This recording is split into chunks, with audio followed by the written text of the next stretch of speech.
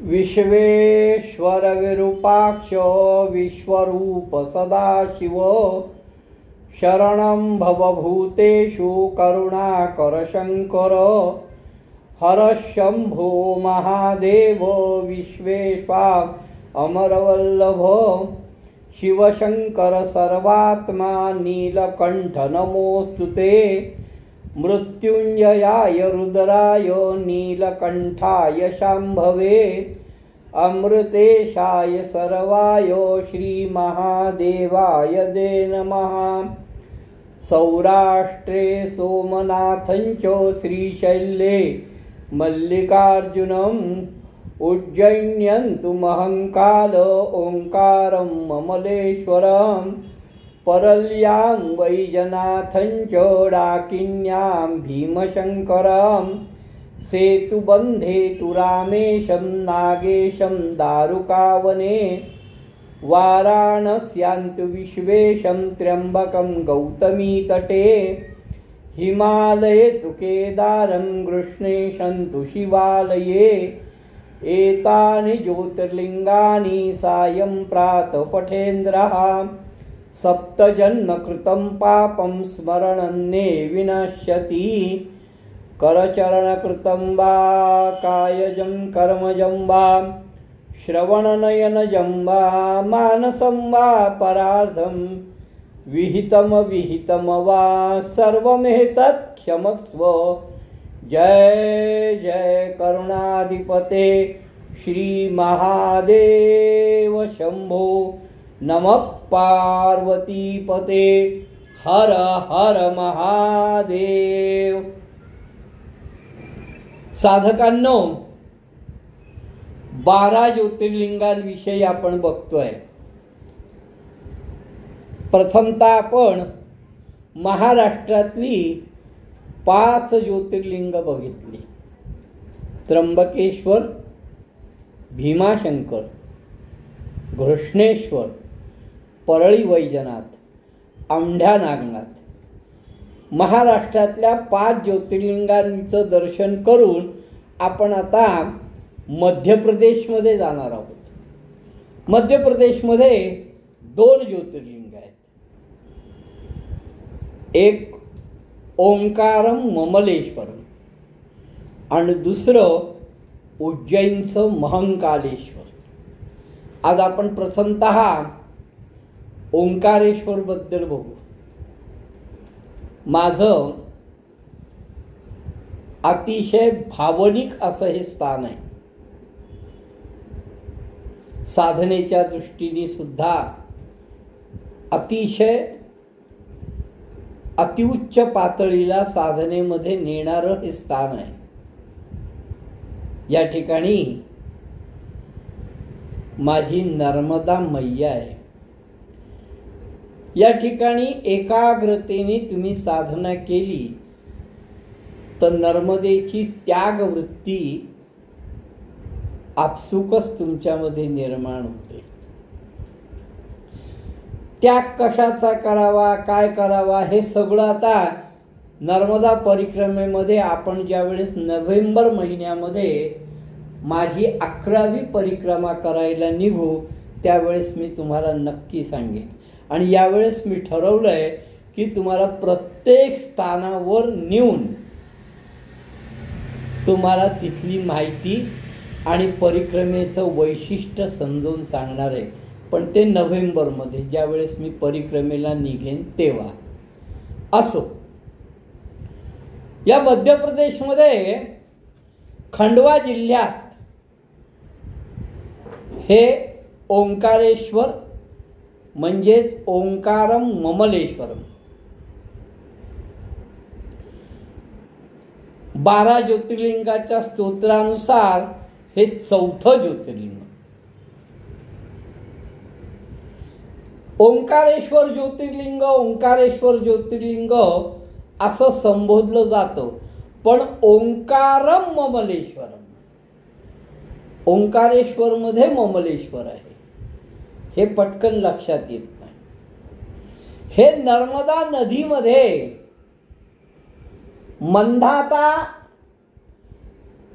शिवपुरी बेटावर वसलेलं हे ओंकारम ममलेश्वर आहे. हे भगवान शिवाच्या 12 ज्योतिर्लिंगापैकी एक आहे.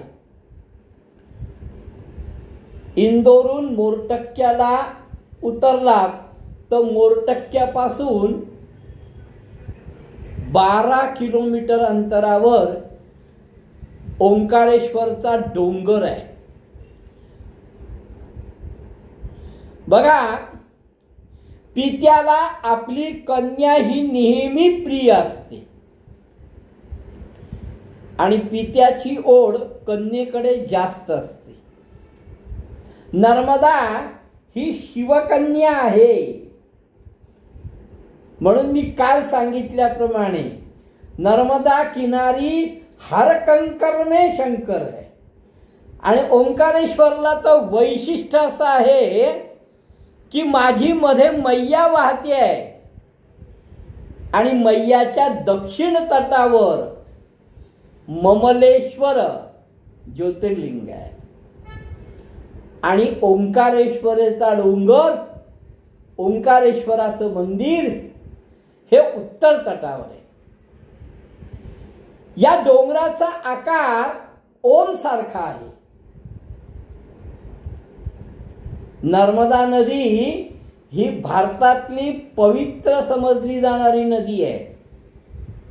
या ओंकारेश्वराच्या ठिकाणी बऱ्याच लोकांना माहित नसेल, मी सांगतो, 68 तीर्थ आहेत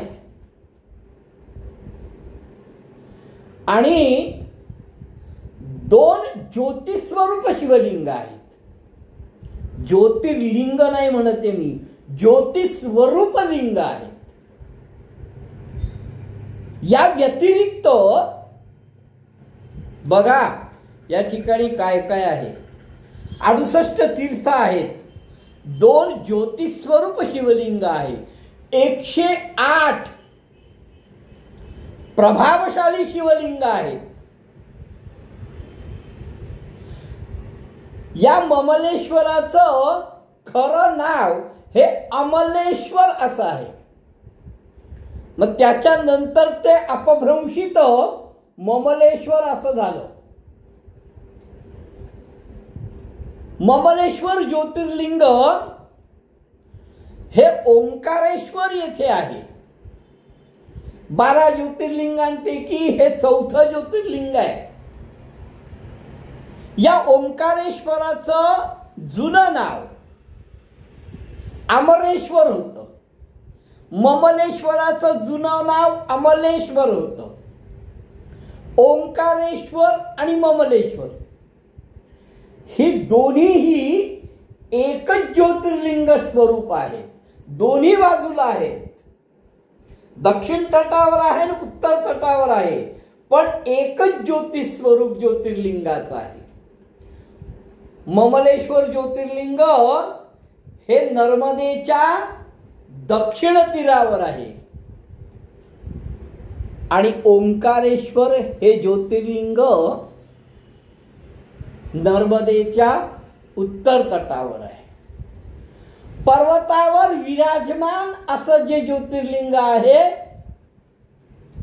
ते म्हणजे ओंकारेश्वर. या दोघांच्या मध्यभागी माँ नर्मदा वाहते आहे. शिवपुराणोक्त 12 ज्योतिर्लिंग स्तोत्रात 12 ज्योतिर्लिंगाची नावं सांगितली. त्यामध्ये या दोघांचा उल्लेख जरी असला तरी दोघांचं एकच ज्योतिर्लिंग आहे. म्हणून हा उल्लेख कसा आहे बघा. ओंकारम ममलेश्वरम, ओंकारम ममलेश्वरम, असं हे 12 ज्योतिर्लिंगापैकी ममलेश्वर ज्योतिर्लिंगामध्ये पार्श्वनाथ पूजेला विशेष महत्व आहे. आता ही पार्श्वनाथ म्हणजे याचं दुसऱ्या अर्थाने पार्थेश्वर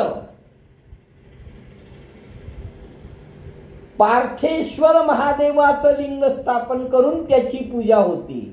ही पूजा पूर्ण भारतामध्ये महेश्वर, त्र्यंबकेश्वर किंवा ममलेश्वर म्हणजेच ओंकारेश्वर मध्ये ही पार्थेश्वर पूजा होऊ शकते। वर्षानुवर्ष पार्थिव देव म्हणून इथे शंकराची पूजा केली जाते। असं म्हणतात की भगवान शिवाचा महान भक्त देवी अहिल्याबाई यांनी देखील वर्षानुवर्ष ममलेश्वर ज्योतिर्लिंगात अंगठ्याच्या आकाराच्या पार्थिव लिंगाची पूजा केली आहे। अहिल्याबाई होळकर या प्रचंड शिवभक्त होत्या। याचे पुरावे देण्यापेक्षा आतापर्यंत आपण जे जे बघत आलो, एक त्र्यंबकेश्वर सोडता त्र्यंबकेश्वर ज्योतिर्लिंगाच्या मंदिराचा जीर्णोद्धार पेशव्यांनी केला, पण बाकी चारही ज्योतिर्लिंगांचा जीर्णोद्धार अहिल्याबाई होळकरांनी केला। काही जण असं पण म्हणतात की अहिल्याबाई होळकर म्हणजे प्रति नर्मदा होत्या, असं म्हणतात। कारण नर्मदेच्या मूर्तीत तिच्या उजव्या हातात शिवलिंग आहे आणि अहिल्याबाई होळकरांच्या कैक फोटोमध्ये त्यांच्याही उजव्या हातात शिवलिंग आहे। नर्मदा ही शिवाची कन्या होती। अहिल्याबाई होळकर या शिवाच्या प्रचंड भक्त होत्या। पार्थिव लिंगाची प्रार्थना करोडो उपासना आणि प्रार्थनेचं फळ देणारी आहे। रावणाशी युद्ध करून लंका जिंकण्यापूर्वी श्रीरामानेही पार्थेश्वर म्हणजे पार्थिव शिवलिंगाची प्रार्थना केली होती। न्यायदेवतेच्या सूर्यापेक्षा अधिक सामर्थ्यवान होण्यासाठी भगवान शनिदेवाने सुद्धा शिवाची पार्थिव पूजा केली आहे। शिवलिंग पार्थिव स्थापन केला आहे असा उल्लेख आपल्याला आढळतो। म्हणून मी पहिल्यापासून सांगत आलो आहे की शिव हे आद्य गुरु आहे। सृष्टीचा सर्वांचा महत्वाचा मुख्य देवता म्हणजे शिव आहे। ते वादंग काही असो, शैव आणि वैष्णवातले, मला शैव आणि वैष्णव यांच्या वादाचा हसू येतं। पण त्यांनी जर सूक्ष्म अभ्यास केला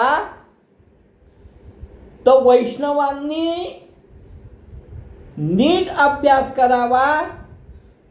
वैष्णवातला पहिला वैष्णव हा शिव आहे आणि शैवातला पहिला शैव हा विष्णू आहे। आता तुम्हाला याचं थोडंसं आणखीन विस्तृत करून सांगतो। विष्णू म्हणजे नारायण, भगवान नारायण यांनी 9 अवतार घेतले। प्रत्येक अवतारामध्ये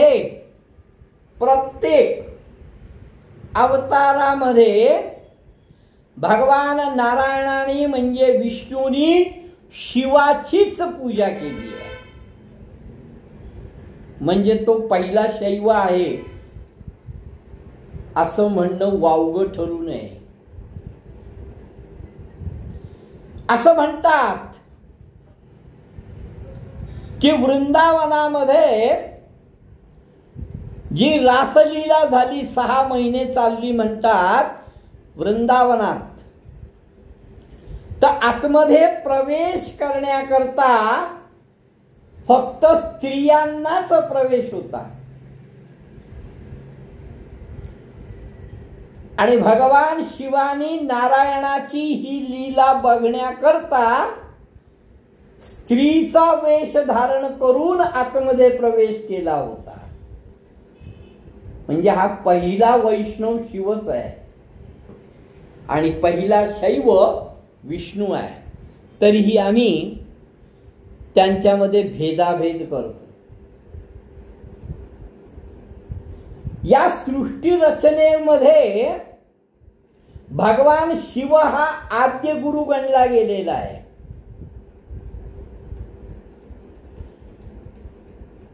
आणि हा शिव ओंकारेश्वर मध्ये पार्थेश्वर पार्थिव लिंगाची पूजा करण्याकरता प्रसिद्ध आहे. अशी पूजा फक्त महेश्वर, त्र्यंबकेश्वर आणि ओंकारेश्वर येथेच होते. या ओंकारेश्वराचं वैशिष्ट्य म्हटलं तर विंध्याचलाने सर्व पर्वतांपेक्षा आपण श्रेष्ठ असावं म्हणून या ठिकाणी शिवाची कठोर तपश्चर्या केली. ही तपश्चर्या पाहून ऋषींनी भगवान शिवाला विंध्य प्रदेशात स्थिर राहण्यासाठी प्रार्थना केली. भगवान शिवाने विनंती मान्य केली. परिणामी ते या ठिकाणी लिंग स्वरूपात राहिले.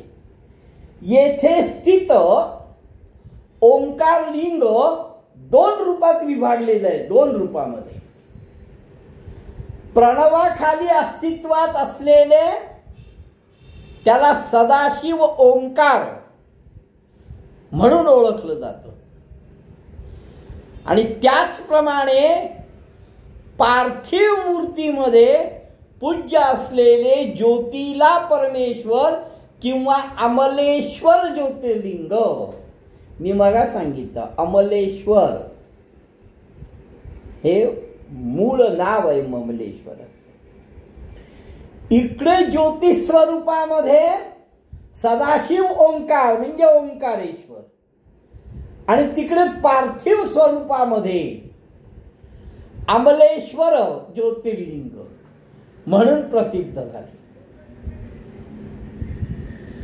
तुम्ही ममलेश्वर ज्योतिर्लिंगाचं जरा बघितलं, नर्मदेच्या दक्षिण तटावर असलेलं ममलेश्वराविषयी बघितलं तर ममलेश्वर ज्योतिर्लिंग हे प्रत्येक मजल्यावर पॅगोडा म्हणजे 5 मजली मंदिर आहे. या मंदिराच्या आवारात एकंदर 6 मंदिर आहेत. सर्वोत्तम दगडी मंदिर जे आहे ते ममलेश्वराचं आहे. पुरातत्व विभागालाही त्याबद्दल नीट असं विश्लेषण करता आलं नाही. अहिल्याबाई होळकरांच्या काळापासून येथे भगवान शंकराची पार्थेश्वर लिंगाच्या स्वरूपात पूजा केली जाते. म्हणून अहिल्याबाई होळकरांचे जर तुम्ही फोटो बघितले असतील तर त्यांच्या हातात पार्थेश्वर लिंग आहे. नर्मदेच्या दक्षिण तीरावर म्हणाल तर गगनचुंबी असा ध्वज असलेले ममलेश्वराचं मंदिर आहे. हा ध्वज जो आहे हा सतत फडकत असतो. ममलेश्वर मंदिरामध्ये 5 मंदिरं आहेत. सर्व मंदिरं ही आज सरकारच्या ताब्यामध्ये आहे. ममलेश्वर ज्योतिर्लिंगाला पार्थेश्वर लिंगाचं महत्व आहे. या दोन्ही लिंगांना ज्योतिर्लिंग स्वरूप मानलं गेलं आहे. पण मुळात ओंकारामध्ये ममलेश्वर आहे, हे लक्षात ठेवा. ज्योतिर्लिंग हे ममलेश्वर आहे. स्तोत्रात सुद्धा ओंकारम ममलेश्वरम असा उल्लेख आहे. मध्ये माझी नर्मदा मैया आहे. या नर्मदा मैयेला परिक्रमा होते हे आता सर्वश्रुत आहे, सर्वांना माहिती आहे. पण या परिक्रमेची सांगता, या परिक्रमेची समाप्ती याच ठिकाणी होते. त्याचं कारण असं आहे, ज्यावेळेस परिक्रमा सुरू करताना नर्मदेचं जल घेऊन तुम्ही परिक्रमा सुरू करता आणि परिक्रमा संपल्यावर ते जल अर्ध ओंकारेश्वरला, अर्ध ममलेश्वरला किंवा थोडं ओंकारेश्वरला, थोडं ममलेश्वरला आणि थोडं तुम्हाला तीर्थ म्हणून घरी घेऊन जायला. सांगायचं तात्पर्य, ओंकारेश्वर आणि ममलेश्वरला ते जल वाहिल्याशिवाय परिक्रमेची सांगता नाही.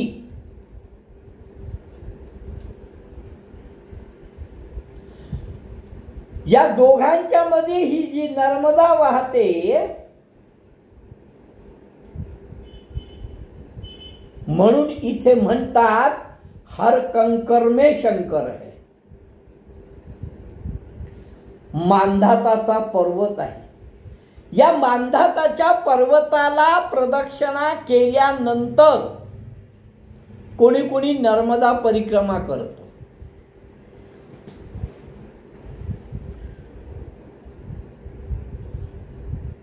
भारतातल्या 12ही ज्योतिर्लिंगात जाज्वल्य आहे, याबद्दल कोणाच्याही मनात शंका असता कामा नये.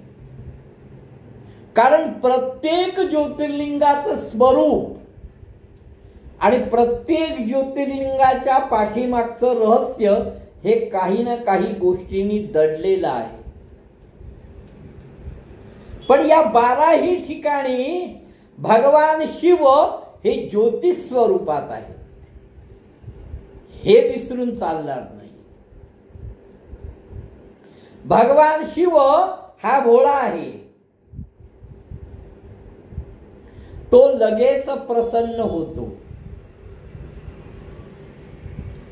त्याची अनुष्ठान, त्याची सेवा तुम्ही जितकी कराल तितका तो तुम्हाला साह्यभूत होतो. म्हणून तुम्ही अनेक दानवांच्या तपश्चर्येनंतर त्यांना शिव प्रसन्न झाला आणि शिवानी वरदान दिलं असं ऐकलंय.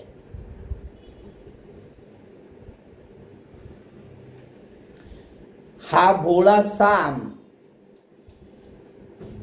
हा एवढा श्रेष्ठ का, हा प्रश्न जर पडला तर त्याचं खरं कारण एक आहे, हा अहंकारी नाहीये. हा अहंकारी नाही, हा ममत्व जपणारा नाही आणि हा सदोदित ध्यान अवस्थेमध्ये असतो. हा त्यागाचं प्रतीक आहे. समुद्र मंथनामध्ये 14 रत्न निघाल्यानंतर एक एक रत्न प्रत्येकाने घेतलं. हलहल घ्यायला कोणी तयार झालं नाही, ते या शिवानी घेतलं. कारण हा गुरु आहे. गुरु सर्व स्वीकारायला तयार असतो. मी मुळात पहिल्यापासून सांगत आलोय की शिव हा आद्य गुरु आहे. या नर्मदेच्या दोन्ही किनाऱ्यावर शिव विराजमान आहे. मी मगा सांगितलं की प्रत्येक पित्याला आपली कन्या प्रिय असते. शिवाला नर्मदा खूप प्रिय होती आहे, म्हणून या ठिकाणी दोन्ही तीरावर तिच्या तो बसलेला आहे. तुम्ही नर्मदा परिक्रमेला जाल त्यावेळेस तुम्हाला पुढे पुढे या गोष्टींचं जास्त उकलन होईल. आज हे 6वं ज्योतिर्लिंग आपण केलं, त्यामुळे लक्षात ठेवा ओंकारम ममलेश्वरम. ओंकारेश्वराचं जुनं नाव सदाशिवशंकर आणि ममलेश्वराचं जुनं नाव अमलेश्वर. हे नंतर अपभ्रंशाने त्यांची नावं बदलली. त्या मांधाता पर्वताचा आकार ओम सारखा होता म्हणून ते ओंकारेश्वर झालं. त्या शिवाची आपण रोजच्या प्रमाणे प्रार्थना करू. शास्त्राभ्यास नको, श्रुती पडू नको, तीर्थास जाऊ नको, योगाभ्यास नको, व्रते मख नको, तीव्रे तपेती नको, काळाचे भय मानसी धरू नको, दृष्टाशी शंकू नको, ज्याची या स्मरणे पतित तरती, तो शंभो सोडू नको. नमः पार्वती पते हर हर महादेव.